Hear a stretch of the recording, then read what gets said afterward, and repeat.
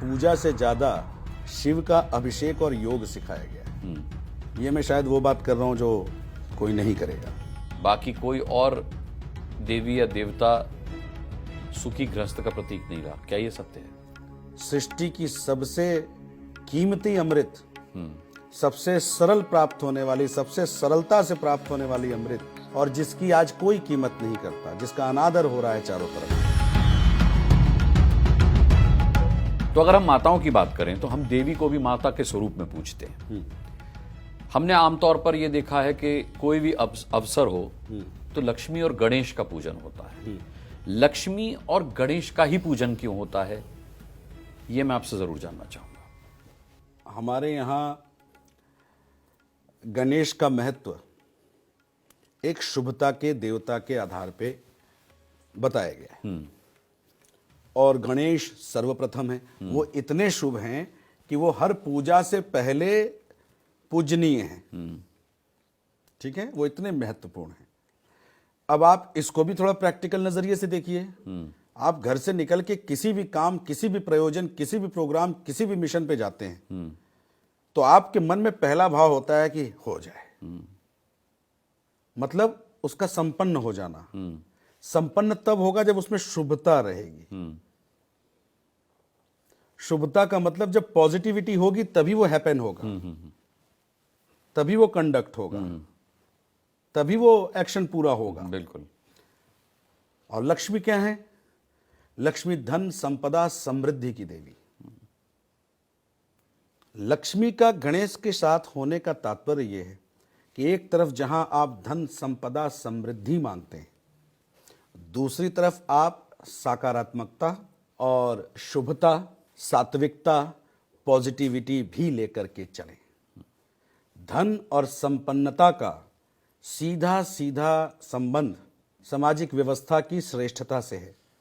सामाजिक व्यवस्था में जितनी भी अच्छी चीजें हैं, जितने भी अच्छे कार्य हैं, उनको संपन्न करने के लिए आप गणेश से शुभता का आशीर्वाद लें और लक्ष्मी से संपन्नता का आशीर्वाद लें।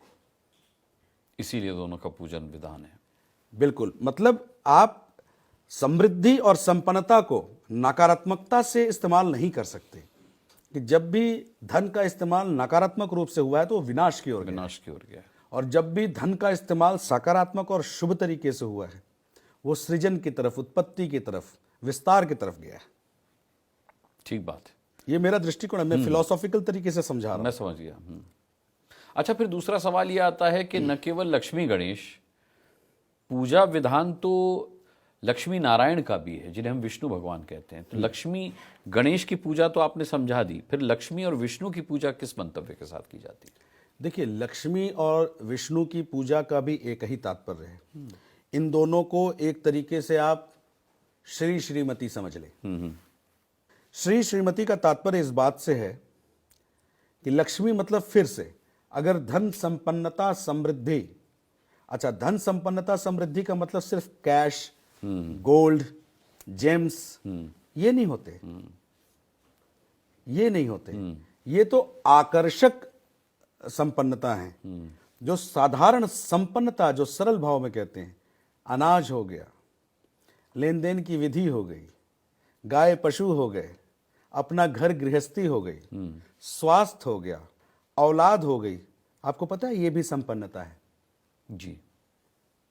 तो लक्ष्मी के पास फिर से वही संपन्नता, समृद्धि। वो चाहिए किसके लिए? एक गृहस्थ जीवन के लिए, सामाजिक व्यवस्था के लिए, समाज के लिए। उसके देवता विष्णु हैं। तो विष्णु की व्यवस्था बिना धन से चलेगी नहीं चलेगी। और इन दोनों का उल्टा भी वैसे ही आप देखें कि लक्ष्मी लेके आप करेंगे क्या जब सामाजिक व्यवस्था और मनुष्य की संस्कृति और इसकी व्यवस्थाओं को आप संचालित और सुव्यवस्थित नहीं कर सकते, उस काम में नहीं लगा सकते, या लक्ष्मी लेने के बाद आप शुभता और सात्विकता पे काम नहीं कर सकते, तो लक्ष्मी का कोई काम नहीं है। फिर आपको लक्ष्मी नहीं चाहिए। इनके महत्व को ऐसे, ये सिंबॉलिक है, मेटाफोर है, समझ लीजिए आप इसको ऐसे समझे। बिल्कुल। नारायण हमारे पॉलिटिकल देवता हैं। सृष्टि की व्यवस्था, संचालन उनके हाथ में, ठीक है, जिसमें लक्ष्मी का बहुत बड़ा महत्व है। बड़ा सिंपल है। आज करेंसी है, आज लक्ष्मी का सबसे बड़ा अभिप्राय करेंसी से है। जी। करेंसी के बिना कुछ नहीं हो सकता। आदान प्रदान का जो माध्यम है वो करेंसी है, वो लक्ष्मी है। किसी भी देश की अर्थव्यवस्था के आकलन में लक्ष्मी की बहुत बड़ी भूमिका है। बिल्कुल, सबसे बड़ी भूमिका है। सबसे बड़ी भूमिका है। हालांकि गणेश जी का जिक्र निकल गया उनकी चर्चा, तो लोग सोच रहे होंगे कि मैंने मंत्र फिर आपसे नहीं सुना। मैं मंत्र सुनूंगा आपसे, मुझे याद है, इस बार भूलूंगा नहीं और ना आपको बिना सुनाए जाने दूंगा। लेकिन उससे पहले शिव पार्वती की पूजन का विधान आपसे मैं समझना चाहूंगा।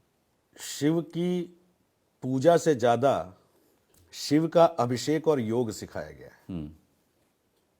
ये मैं शायद वो बात कर रहा हूं जो कोई नहीं करेगा। शिव को पूजा नहीं चाहिए। पूजा, तिलक, श्रृंगार विष्णु के लिए। अच्छा। हालांकि हवन तो ब्रह्मा, विष्णु, महेश तीनों को जाता है, पर ये व्यवस्था, ये वैदिक विधि नारायण के लिए है। शिव को ये सब चाहिए नहीं। शिव को चाहिए अभिषेक। शिव पर चढ़ाओ, क्या क्या चढ़ा सकते हो। तो सबसे पहले सृष्टि की सबसे कीमती अमृत, सबसे सरल प्राप्त होने वाली, सबसे सरलता से प्राप्त होने वाली अमृत, और जिसकी आज कोई कीमत नहीं करता, जिसका अनादर हो रहा है चारों तरफ, जल। आप सिर्फ इतना ही समझिए ना कि शिव ने कहा कि मुझ पर जल चढ़ाओ। उन्होंने जल को कितना महत्वपूर्ण रखा खुद पे चढ़वाने के लिए।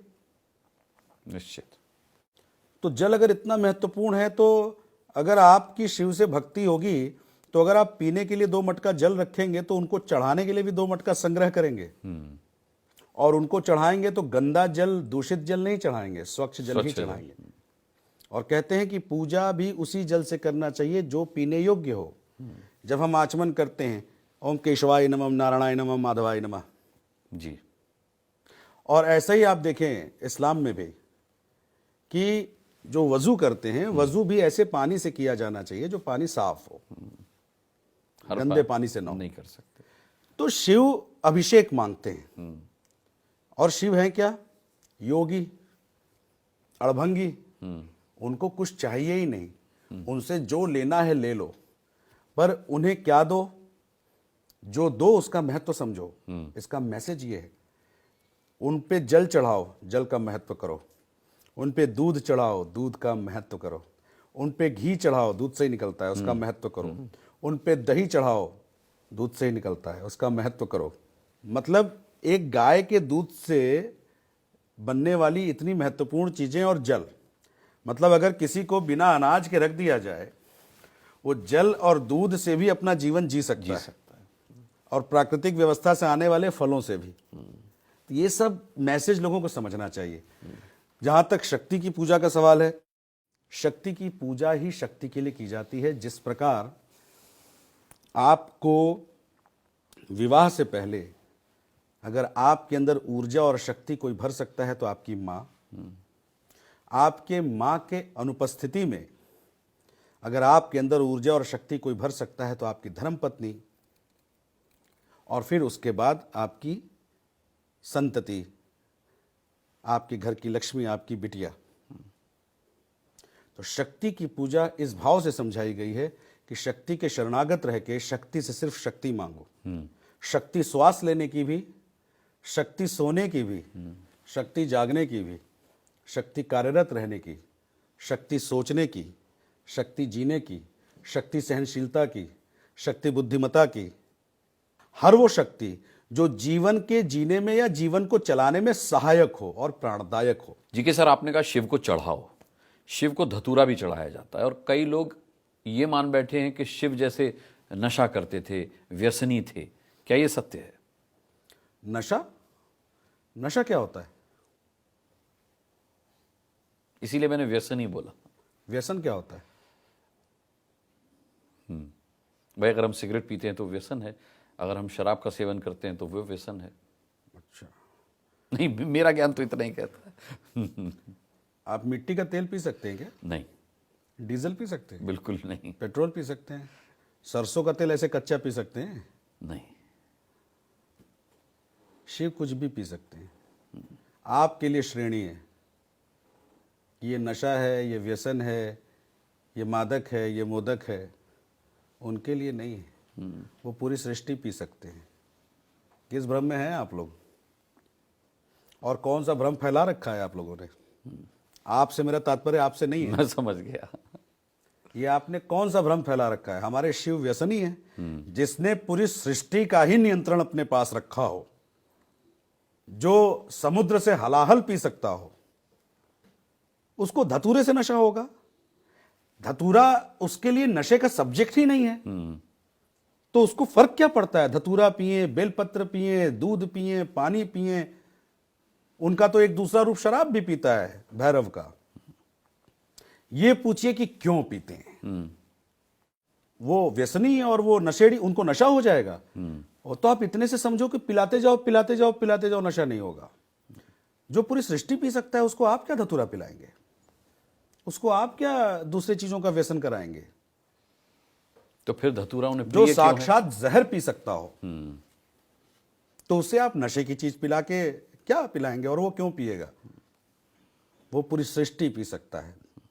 वो तो बताता है कि जो चीज तुम्हारे जीवन में नुकसानदायक है वो भी लाके मुझे दे दो। मैं केवल दूध नहीं मांगता तुमसे, मैं केवल जल नहीं मांगता तुमसे, प्राणदायक भी दो और मृत्युकारक भी दो। तुम सरलता से जियो, तुम सुख से जियो, तुम खुश रहो। आप देखिए ना आप कैसे लेते हैं उनकी इस प्रेरणा और एग्जाम्पल को। कहीं आपने सुना है कि शिव के किसी अनुष्ठान में, रुद्राभिषेक में, महामृत्युंजय के किसी अनुष्ठान में, शिव के किसी और अन्य अनुष्ठान में लिखा हो कि देसी घी की पुड़ी चढ़ाइए और लड्डू चढ़ाइए और हलवा चढ़ाइए और चना चढ़ाइए या कोई और व्यंजन चढ़ाइए? शिव को नहीं चाहिए। शिव को प्राणदायक चीजें चढ़ाओ, ये मान के कि वो कितने महत्वपूर्ण हैं, और शिव को ये खराब चीजें, ये गलत चीजें चढ़ाओ, ये जान के कि ये तुम्हारे लिए नहीं है, इससे दूर रहो। अपना अपना दृष्टिकोण है, आप कैसे लेते हैं। बहुत अच्छी बात आपने बताई कि शिव को धतूरा इसलिए पसंद है क्योंकि वो नहीं चाहते कि कोई भी मृत्युकारक चीज उनके भक्तों के आसपास रहे या वो उनकी मृत्यु का कारण बने, और लोगों को ये पता रहे कि धतूरा नशे का, जहर का कारक है, कि आप गलती से भी ना खा लें। आज आपको पता है ना कि शिव को धतूरा चढ़ता है, धतूरा नशे की चीजें खा सकते हैं, आप नहीं खा सकते जान के। जी, तो ये भी एक अपना दृष्टिकोण है शिव के प्रेम और स्नेह को समझने का।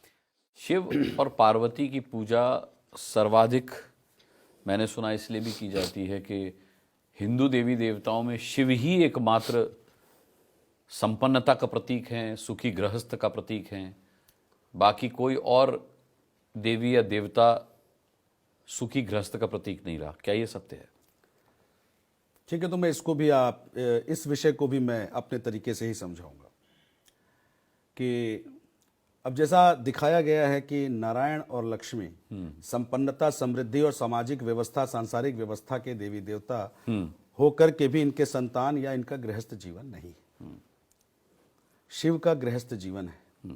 ये इस बात का उद्योतक है, इस बात का ये प्रेरणा का स्रोत है कि जब आप गृहस्थ जीवन शुरू करते हैं और जब आप गृहस्थ जीवन जी रहे होते हैं तो फिर आपको वैसे ही चैलेंजेस और वैसे ही कठिनाइयों का सामना करना पड़ता है जो शिव और पार्वती के जीवन में आया, जिसे बहुत सारे लोग नहीं जानते। कभी उठा के उनकी स्टोरी पढ़िए और देखिए उनके जीवन में कितने राक्षस, कितने दैत्य, कितने असुर आए। कभी उनके गृहस्थ जीवन को असंतुलित करने, कभी सृष्टि को असंतुलित करने, वो भी जो उनका परिवार है, कभी किसी और का अहित करने, कभी किसी और वजह से वो हमेशा लड़ते ही रह गए, पर घर नहीं बिखरने दिया, ना अपना न सृष्टि का।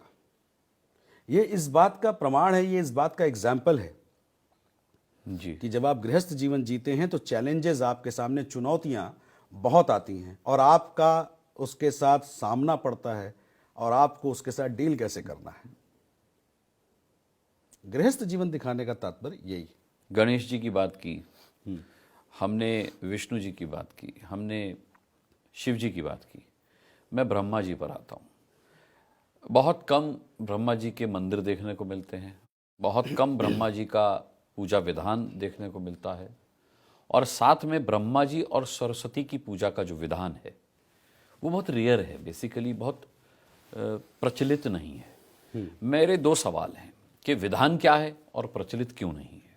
ब्रह्मा हमारे सृष्टि के कारक रचयिता रहे हैं, उत्पत्ति के कारक रहे हैं, निर्माण के कारक रहे हैं, उत्पादन के कारक रहे हैं, या स्रोत रहे हैं। उन्हीं से सब चीज़ का उत्पादन हुआ है। तो वो मंत्र तो वैसे भी हर किसी के पास नहीं पहुंचना चाहिए, फिर तो व्यवस्था नहीं चलेगी ना। हर चीज़ की विद्या हर किसी के पास नहीं होनी चाहिए, वो टाइटल्ड होनी चाहिए। उसकी आवश्यकता भी नहीं है कि हर आदमी वहां तक पहुंचे। दूसरी चीज, जब भी आप पूजना शुरू करते हैं तो आप मांगना शुरू कर देते हैं। अगर ब्रह्मा की पूजा होना शुरू हो जाता तो लोग ब्रह्मा से मांगना शुरू कर देते। तो ब्रह्मा जो खुद हर चीज का उत्पादन और उत्पत्ति कर रहे हैं, जब वो बांटना शुरू कर देते तो आप जरा बताइए क्या संतुलन रह पाता? नहीं रह पाता। जहां तक सरस्वती का सवाल है, सरस्वती ज्ञान की देवी। एक बात मैं बीच में पूछना चाहूंगा आपसे कि ब्रह्मा जी के साथ जब भी सरस्वती का नाम आता है तो कहीं उनको ब्रह्मपुत्री कहा जाता है, कहीं उनको किसी और रिलेशन में दिखाया जाता है। ये किस तरीके का कंफ्यूजन है? कहाँ सुना आपने ये बात? कई प्रसंग में, अब मुझे ठीक ठीक याद नहीं, लेकिन कई प्रसंग में मैंने सुना और मैंने लोगों में कंफ्यूजन बहुत देखा इस बात को लेकर। तो सबसे पहले तो मैं यहाँ आपको एक चीज करेक्ट कर देता हूं कि जो लोग ऐसा सोचते हैं वो गलत सोचते हैं। सरस्वती च विद्महे ब्रह्मपुत्री च धीमहि तन्नो देवी प्रचोदयात। ब्रह्म की पुत्री, ब्रह्मा की नहीं। ब्रह्मा तो स्वयं ब्रह्म के अंश हैं।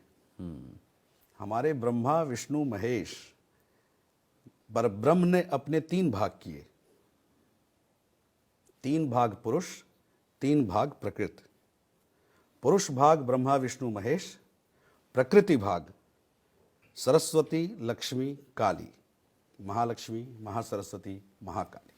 सरस्वती ज्ञान और विद्या की देवी, जो लुप्त होती हैं, लुप्त होना भी चाहिए, जो बहुत रेयर होती है, कभी कभी rarest of the rare form में भी होती है। ज्ञान इतनी आसानी से हर जगह बिखरा हुआ नहीं हो सकता। ज्ञान लुप्त होगा, ज्ञान गुप्त होगा। तो सरस्वती से एक और विषय है कि इस कलयुग में लोगों को ज्ञान में ज़्यादा इंटरेस्ट है नहीं, धन में ज़्यादा इंटरेस्ट है। तो सरस्वती जी से ज़्यादा लोगों की फेवरेट हैं लक्ष्मी जी। और दुर्गा की पूजा इसलिए करते हैं, पार्वती के दूसरे किसी फॉर्म की पूजा इसलिए करते हैं कि जीवन जीने के लिए उन्हें शक्ति और ताकत की भी आवश्यकता होती है, कठिनाइयों से जूझने के लिए जी, पार पाने के लिए। तो सरस्वती की पूजा जितने भी बुद्धिमान लोग हैं, जितने भी अनुशासित लोग हैं, जितने भी गूढ़ ज्ञानी लोग हैं, जितने भी कला से जुड़े लोग हैं, सब सरस्वती के उपासक हैं। आप देखो, संगीत साधने वाले सरस्वती की पूजा करते हैं। बिल्कुल। ठीक है। छोटे कामों के निपुण लोग, डेक्सटेरिटी वाले लोग सरस्वती की उपासना करते हैं। हम जैसे लोग सरस्वती के चरणों में होते हैं, लक्ष्मी के भी चरणों में रहते हैं, दुर्गा के भी चरणों में रहते हैं। पर रहना चाहिए, सरस्वती से भी आशीर्वाद मांगना चाहिए, करना चाहिए उनका भी ध्यान। बहुत कंफ्यूजन दूर किया आपने इस चीज़ को लेकर, ब्रह्मपुत्री नहीं। अब आते हैं जो वादा किया था दर्शकों से उस पर और पिछली बार तो चर्चा में रह गया, लेकिन इस बार हम नाउम्मीद नहीं करेंगे अपने दर्शकों को। गणेश जी को प्रसन्न करने का मंत्र जानना चाहते हैं वो, तो मैं आपसे चाहूँगा कि आप वो मंत्र दें। गणेश जी का मैं आपको एक बहुत ही छोटा सा मंत्र बताता हूँ। जितने भी लोग सुन रहे होंगे, जितने भी लोग देख रहे होंगे आपके इस प्रोग्राम के माध्यम से, उन सब के लिए, और मुझ पर किसी की कोई बाध्यता नहीं है और कोई अनुशासनहीनता नहीं है, और कहीं शास्त्रों में ऐसा नहीं लिखा है कि मैं इसका अभी कोई चर्चा नहीं कर सकता। मैं कर सकता हूं, स्वतंत्र हूं, क्योंकि ये एक तांत्रिक मंत्र है। ये उच्छिष्ट गणेश का एक मंत्र है जी, जिसे मनुष्य को खाते पीते सोते बैठते भी अगर करना हो तो उसको कुछ शुद्धि अनुशासन इसके बारे में सोचने की आवश्यकता नहीं है। ये मंत्र ही उच्छिष्ट गणपति का मंत्र है। जी। गंग हस्ति पिशाची लिखे स्वाहा। गंग हस्ति पिशाची लिखे स्वाहा। विशेष तौर पे जब आप देसी घी के लड्डू खा रहे हो जो उनका प्रिय है, जब आप मोदक खा रहे हो उनका प्रिय है, या कभी कभी उनको प्रिय कर उनको भोग के तौर पे खिलाने के लिए भी आप खाते खाते इस मंत्र का जाप और पाठ कर सकते हैं। अन्यथा कुछ भी खाते पीते आप करें। अगर आप मुंह में इलायची रख करके इलायची को चबाते हुए इस मंत्र का पाठ करते हैं तो गणेश की दूसरी कृपा प्राप्त होगी। अगर आप पान, इलायची, लौंग सब मिश्रित करके खाते हैं और खाते खाते इस मंत्र का पाठ करते हैं तो गणेश की आपको दूसरी कृपा प्राप्त होगी। पर इस मंत्र से आपको कृपा जरूर प्राप्त होगी। गंग हस्ति पिशाचे लिखे स्वाहा। अच्छा, लेकिन मेरा दिल नहीं मान रहा कि इतने छोटे से मंत्र से गणेश जी प्रसन्न हो जाएंगे। कोई एक बड़ा मंत्र भी है जो हमारे दर्शक जानना चाहते हैं, जो पिछली बार आपने अकेले में सुना था।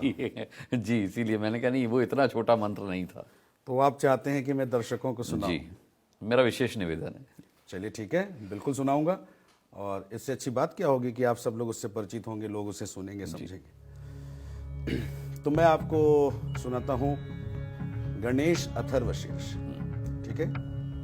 श्री गणेशाय नमः। ओम भद्रं कर्णेभिः शृणुयाम देवा भद्रं पाश्यमाक्षभिर्यजत्राः स्थिरंगैस्तुष्टुवांसस्तनूभिः व्यशेम देवहितं यदायुः। ओम स्वस्ति न इंद्रो वृद्धश्रवाः स्वस्ति न पूषा विश्ववेदाः स्वस्ति नस्तार्क्ष्यो अरिष्टनेमिः स्वस्ति न बृहस्पतिर्दधातु। ओम तन्मामवतु तद्वक्तारमवतु अवतु माम् अवतु वक्तारम्। ओम शान्तिः शान्तिः शान्तिः। हरिः ओम। नमस्ते गणपतये त्वमेव प्रत्यक्षं तत्त्वमसि त्वमेव केवलं कर्तासि त्वमेव केवलं धर्तासि त्वमेव केवलं हर्तासि त्वमेव सर्वं खलविदं ब्रह्मासि। त्वं साक्षादात्मासि नित्यं ऋतं वच्मि सत्यं वच्मि अवत्वं माम् अववक्तारम् अवश्रोत्तारम् अवदातारम् अवधातारम् अवानुचानमवशिष्यम् अवपश्चात्तात् अवपुरस्तात् अवोत्तरात्तात् अवदक्षिणात्तात् अवचोर्ध्वात्तात् अवाधरात्तात् सर्वतो मां पाहि पाहि समन्तात्। त्वं वाङ्मयस्त्वं चिन्मयः त्वं आनन्दमयस्त्वं ब्रह्ममयः त्वं सच्चिदानन्दाद्वितीयोऽसि त्वं प्रत्यक्षं ब्रह्मासि त्वं ज्ञानमयो विज्ञानमयोऽसि। सर्वं जगदिदं त्वत्तो जायते सर्वं जगदिदं त्वत्तत्तिष्ठति सर्वं जगदिदं त्वयि लयमेष्यति सर्वं जगदिदं त्वयि प्रत्येति। त्वं भूमिरापो नलो नीलो नभः त्वं चत्वारि वाक्पदानि। त्वं गुणत्रयातीतः त्वम् अवस्थात्रयातीतः त्वं देहत्रयातीतः त्वं कालत्रयातीतः त्वं मूलाधारस्थितोऽसि नित्यं। त्वं शक्तित्रयात्मकः त्वं योगिनो ध्यायन्ति नित्यं। त्वं ब्रह्मा त्वं विष्णुस्त्वं रुद्रस्त्वम् इन्द्रस्त्वम् अग्निस्त्वं वायुस्त्वं सूर्यस्त्वं चन्द्रमास्त्वं ब्रह्मभूर्भुवस्वरों। गणादिं पूर्वमुच्चार्य वर्णादिं तदनन्तरम् अनुस्वारः परतरः अर्धेन्दुलसितं तारेण रिद्धम् एतत्त्वमनुस्वरूपं। गकारः पूर्वरूपम् अकारो मध्यमरूपम् अनुस्वारश्चान्त्यरूपं बिन्दुरुत्तररूपं। नादः सन्धानं संहिता सन्धिः सैषा गणेश विद्या गणकऋषिः निच्छ्रिद्गायत्री छन्दः गणपतिर्देवता। ओम गणपतये नमः। एकदन्ताय विद्महे वक्रतुण्डाय धीमहि तन्नो दन्ती प्रचोदयात्। एकदन्तं चतुर्हस्तं पाशमं कुशधारिणं रदं च वरदं हस्तर्विभ्राणं मूषकध्वजं रक्तं लम्बोदरं शूर्पकर्णकं रक्तवाससं रक्तगन्धानुलिप्ताङ्गं रक्तपुष्पैः सुपूजितम् भक्तानुकंपिनं देवं जगत्कारणमच्युतम् आविर्भूतं च सृष्टयादौ प्रकृतिः पुरुषात् परम् एवं ध्यायति यो नित्यं स योगी योगिनां वरः नमो व्रातपतये नमो गणपतये नमः प्रमथपतये नमस्ते अस्तु लंबोदराय एकदन्ताय विघ्ननाशिने शिवसुताय श्रीवरदमूर्तये नमो नमः एतदथर्वशीर्षमयो अधिते स ब्रह्मभूयाय कल्पते स सर्वतः सुखमेधते स सर्वविघ्नर्न बाध्यते स पञ्चमहापापात् प्रमुच्यते सायं धीयानो दिवसकृतं पापं नाशयति प्रातर्धीयानो रात्रिकृतं पापं नाशयति सायं प्रातः प्रयुञ्जानो अपापो भवति सर्वत्राधीयानो अपविघ्नो भवति धर्मार्थकाममोक्षं च विन्दति इदमथर्वशीर्षमशिष्याय न देयं यो यदि मोहात् दास्यति स पापीयान् भवति सहस्रावर्तनात् यम यम काममधीते तं तननेन साधयेत् अनेन गणपतिमभिषिञ्चति स वाग्मी भवति चतुर्थ्यामनश्नन जपति स विद्यावान् भवति स यशोवान् भवति इत्यर्थर्णवाक्यं ब्रह्मत्यावरणं विद्यातन बिभेति कदाचनेति यो दुर्वां कुरैर्यजति स वैष्णवोपमो भवति यो लाजर्यजति स यशोवान् भवति स मेधावान् भवति यो मोदक सहस्रेण यजति स वाञ्छित फलमवाप्नोति यः साज्य समद्भिर्यजति स सर्वं लभते स सर्वं लभते अष्टौ ब्राह्मणान् सम्यग् ग्राहयित्वा सूर्यवर्चस्वी भवति सूर्यग्रहे महानद्यां प्रतिमासन्निधौ वा जप्त्वा सिद्धमन्त्रो भवति महाविघ्नात् प्रमुच्यते महादोषात् प्रमुच्यते महापापात् प्रमुच्यते स सर्वविद् भवति स सर्वविद् भवति य एवं वेद इत्युपनिषत् ओम सहनाववतु सहनौ भुनक्तु सह वीर्यं करवावहे तेजस्विनावधीतमस्तु मा विद्विषावहे ओम भद्रं कर्णेभिः शृणुयाम देवा भद्रं पाश्यमाक्षभिर्यजत्राः स्थिरङ्गैस्तुष्टुवांसस्तनूभिः व्यशेम देवहितं यदायुः ओम स्वस्ति न इंद्रो वृद्धश्रवाः स्वस्ति न पूषा विश्ववेदाः स्वस्ति नस्तार्क्ष्यो अरिष्टनेमिः स्वस्ति नो बृहस्पतिर्दधातु ओम शांति शांति शांति। वाह, मतलब पढ़ने से जो लाभ होगा सुनने से ही इतना आनंद और लाभ हुआ है। मुझे लगता है कि हमारे सभी दर्शक इससे लाभान्वित हुए होंगे और ये न केवल मैंने बल्कि आपने भी अपना वादा निभाया है दर्शकों के लिए। और मैं अपने दर्शकों को ये विश्वास दिलाना चाहूँगा कि ऐसा बहुत कुछ है जो जी के सर से सुनने के बाद आपको आनंद की अनुभूति देगा। लेकिन उसके लिए आपको ये चैनल सब्सक्राइब करना होगा, वीडियोस को लाइक करना होगा, बेल आइकन को ज़रूर प्रेस कीजिएगा और जैसा कि जी के सर कहते हैं मार्गदर्शन उनका लेकर चलिए साथ में और अपना बहुत बहुत ध्यान रखिए। और जी के सर आप भी अपना बहुत बहुत ध्यान रखिएगा। आपका आज की चर्चा में शामिल होने के दिल से बहुत बहुत आभार। बहुत बहुत शुक्रिया अनुराग जी, बहुत बहुत शुक्रिया।